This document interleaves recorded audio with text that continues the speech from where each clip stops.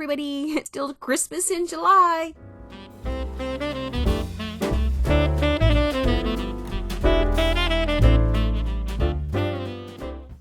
Oh my gosh, this was so long ago that I did them. 2 weeks, it seems like an eternity, and I can't remember what I did beyond. I started out with spraying the paint and the inks onto my jelly paint, and then adding the shimmers and the spritz sprays. This was for a card swap that I was in. The first one actually ever that I did, and that's using the Catherine Pooler Christmas Cookies cards.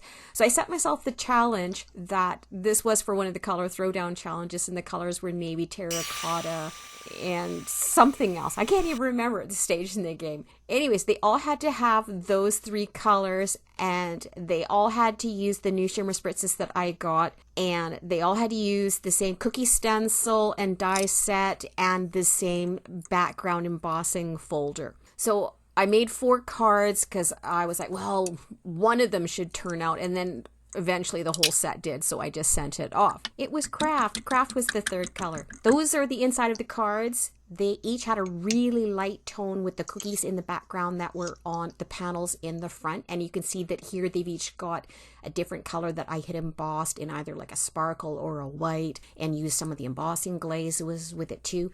I'm deepening that up a little bit with some more oxide ink in the corner, and here I'm using some glitter paste and I think some icicle crackle paste to put some snowflakes over top of them as well. Had just taped the panels together in the back so that this splits across all of the 4 panels in different spots. This is where I'm running them through.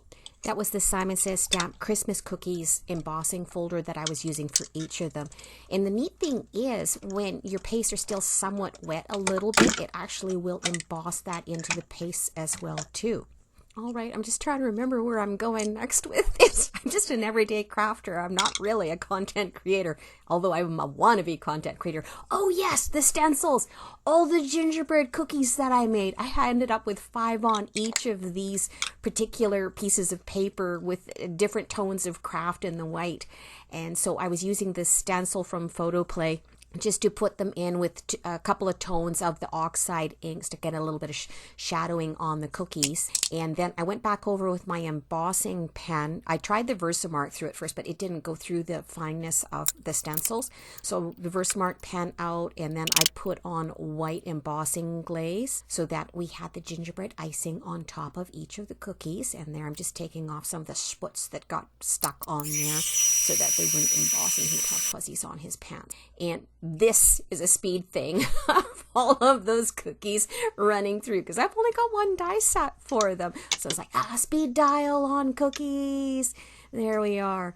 Okay, this is where I'm starting the inside sentiments for the cards. Each of them had a different sentiment. I would have to go back and dig out my stamps to find out for you guys what I actually use. But I have many, many Christmas stamps because it's my biggest folder. So they were all applicable to what was happening on the front of each card. You'll see them at the end when we run them through at the end. And still using the tones navy, terracotta, and craft.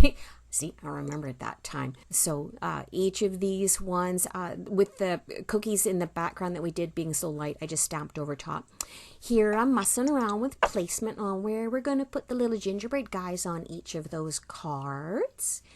And see, each one gets a different placement because there were extras left over, so some of them just went on the inside of the cards, and each of them got like a different amount on the front. And here, each of the front panels was done in a different manner too. I wanted to set myself that challenge that, oh, I'm going to have 4 cards, but they all have to look different, right? As well, bringing back in that embossing folder so that each of the fronts actually had that embossing folder in some manner on display. Gluing down that background panel to the card base, getting ready for the next layer. And I think I was going in with some Big Mama foam tape on this and popped this arch one up for a little bit more dimension.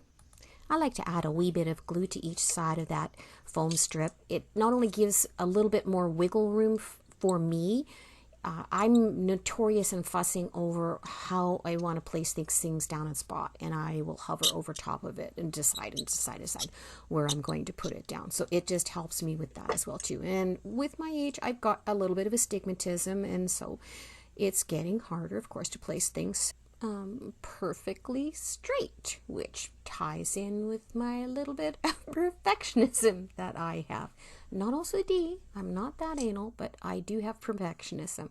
This is the panel that I decided that I was going to cut out, fussy cut out all of those cookies from the embossing folder, and I put a little bit of glue around the outside, the tacky glue, and I'm just using some of my leftover foils to kind of add a little bit of an accent around the outside edge. So you put the glue down, you let it get tacky, and then you put your foil strips on and you just rip them up. Now, being Christmas cards, of course they need splatter. I am #team splatter.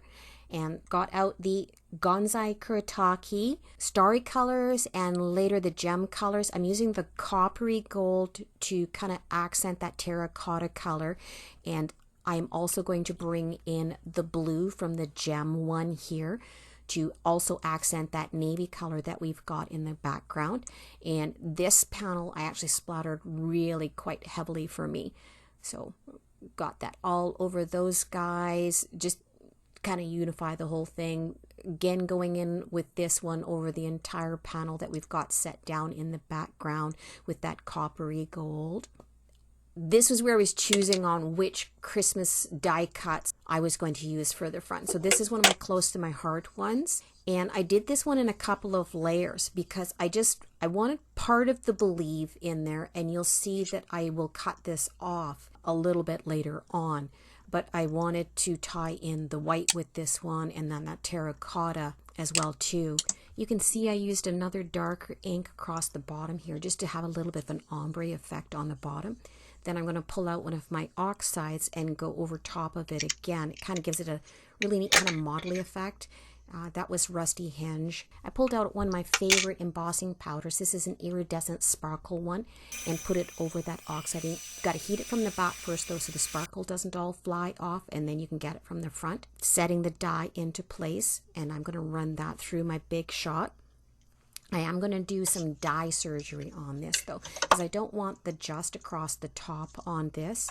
I wanted to accent that believe in the middle front so that that terracotta color would really show through. And so I'm taking the just off this one, but you can see I've got another copy in the background there with the full just believe, and I'll use that behind this one to kind of as well add some stability and some depth to it.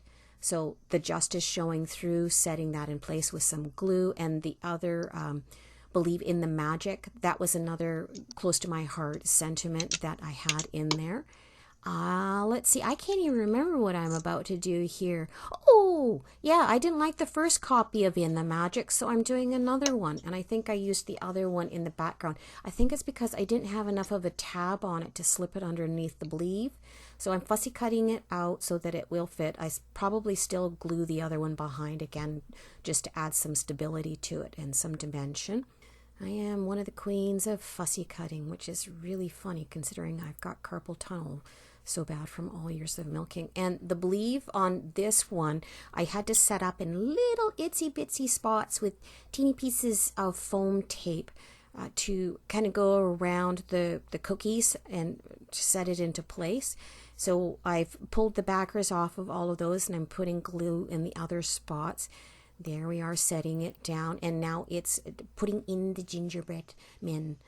And there were some gingerbread ladies as well too, but I think that these one, considering that one's got a huge mustache on him, obviously he must be a guy.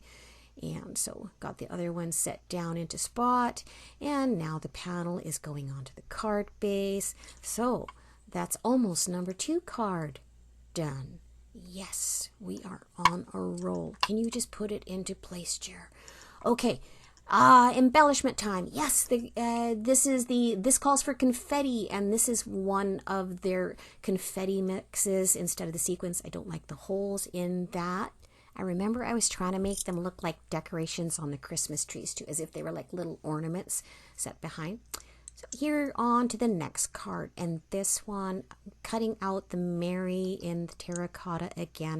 I did die cut a bunch of other copies for the back behind it to really bring it forward. Can't remember, I think it was 2 or 3. It's pretty standard that we all do that nowadays, right guys? And there we are, we're having some more speed dial on the die cutting, because apparently I'm obsessed with showing pictures of my big shot and stuff going through it. Anyway, we should be progressing along here. Oh, it looks like I got a copy and craft there too. Did I offset them? Oh, look at that. I think I offset them. Oh, that's another of my little tricks that I really like doing. Oh my goodness. This is almost like having someone have their husband voice over this. I believe I was stamping just in the middle there so that I could put some more embossing powder on it. I would have to look at the card. Oh, wait, the cards are gone. They're mailed out. I can't look at the card to find out what color I put on that one. It might be another sparkle one. Yeah, this is the iridescent one. Oh, and I am dipping this copy. Oh yeah, that's right. I did Mary, Mary, Mary. Oh, that's right. That's why I did so many copies of it. So I've got white at the top, and then I put like a blue sparkle at the bottom there on that one. Here's where I got the brilliant idea that I needed twine on this, because twine is the current fad. Panels already grew it down. What do we do? Let's get out one of our X-Acto blades and try tucking it underneath and then just shooting in a bunch of glue in there, right? It works. All right, here we are gluing these guys down. Like, oh gosh, you would think that I would take a photograph of this, but I don't have a phone, actually. We've got a landline, and that's it. I'm one of the holdouts that doesn't have a personal cell phone. All right, looks like I'm going on to another sentiment here. This might be for the front panel. So I've masked off a portion because just to get only the word I want, which I can't quite see. Okay, and that is how I help to measure out where my die cuts need to go. Mary, Mary, Mary, what is it? Love and cheer? So that when I'm taping them down, I can tell that they're on the right track, actually. And I did one end of it, and then I turned it around, and I got the tag from the other end because that particular die cut was actually too long for this. So there we are. As you can see, it's Mary, Mary, Mary, love and cheer. Yeah, which is just a really odd thing to say, but it's funny. I liked it. It fit in well with these guys. They look like they're having a party. I've got something else masked off here. I can see that I'm about to pull up the masking tape. So must have been another portion of the sentiment, the inside sentiment that I didn't want. And I'm trying to read this sideways as I'm doing this voiceover because I can't remember what was inside there too. Christmas is love. Oh, yeah. A lot of them tied in with the fact that there were cookies on the inside. Christmas is love. And that was the little and. I had a lot of fun doing that because I had to really push down to get the ink to go in just on that one little word. It's got to be using that cookies embossing folder again. Yep, that's right. Christmas is love and joy. So this was actually originally an ornament die cut. I've done it though so that the little ornament hanger was off the top, and then I will round that out with my scissors as well too so that it ends up just being a round one. Oh, I do remember what's coming up next. I felt I needed more terracotta, so I'm measuring it with my round circle, one of my round circle nesting dies against some copper toned shiny paper and running that through, and I am going to glue that behind the joy so that we have some depth. Look at that, see? Brought the color in. So Christmas is love and joy. Simon Says stamp, 6-inch T-square ruler helps to keep things straight. Yay. Cookies on the bottom. That's the craft portion of this card. And I think I was doing a 3-set across the bottom of this guy too. Yep, there's number 2. Going into spot. And we're going to bring back our middle guy right there. Oh my goodness. You should see all the stuff I cut out actually on. It will take me minutes to decide where I want to arrange these things. I know other people struggle with this too. It's kind of like flower arranging. Oh, brilliant idea. Let's get out our little confetti color, hole puncher and just cut hordes and hordes and hordes of discs in different color and then glue them all on. Oh yes, I did do that. It took me about 5 minutes or so to glue these all on, but it actually turned out to a neat little effect. It's like Christmas is love and joy and having a party in your mouth or in your hands because it's just fun, right? You gotta have a little joy there. Oh my goodness, Jer. What a goofball. You guys probably all wonder how old I am because I sound like I'm about 9 years old sometimes. Oh, hey, we're gluing down panel number 3. Yeah! We're just about into the home stretch, everybody. Yes, you can also tell it's getting late at night and I have to work in the morning. All right. This would probably be choosing the die cut for the last card, which is kind of one of the most traditional looking ones out of it, actually, with all the cookie set around it and different spots. Yes, we have Merry Christmas. Oh, this one was giving me the dickens of a time trying to get it out of that die cut. I did get new plates for my Spellbinders Universal System, but they're still in the box and I'm refusing to use them yet. I know, so everything's kind of sticking as well too. And with the little hairs around the edge that you kind of have to take off with either masking tape or your X-Acto knife. And so I can see that I am obviously gluing down layers on this. Looks like this is the one I offset, not the Merry, Merry, Merry, so that I would have all the colors showing at once. And this was the banner that I had for beneath it. So it was Merry Christmas. May the little things bring you joy. Oh goodness, look at how that goes with tying in to the joy on the other card as well too. Such a goof. And that one, the banner did actually fit. So I'm deepening up the color of that with a little bit of rusty hinge as well too, just so that it has a little bit of shading around the outside of the banner. Here's the T-square just to make certain everything is fairly lined up before we do the final set down into place. And the same for the bottom. Bringing that up a little bit so that it's more of a central kind of focus for this particular card, because I don't usually tend to have my sentiments and the die cuts right in the center of a card. But it worked with this one because the cookies are in all the spots, in all different orientations all around the outside of that panel. And this was where I found out that my embossing pen, it wasn't sticking all that well with the white embossing powder that we had used for the icing on these. I actually had to bring back in some, this is white fabric paint actually, and put it down as if it was like the Nuvo drops, and then where you tap it, whap whap whap whap whap whap against the table to kind of spread them out, and then it looked like icing. But the ones with just the embossing powder and the embossing pen were actually starting to chip up in spots, and I've never had that happen before. So that was my fix for it. It seems to have worked. Yay!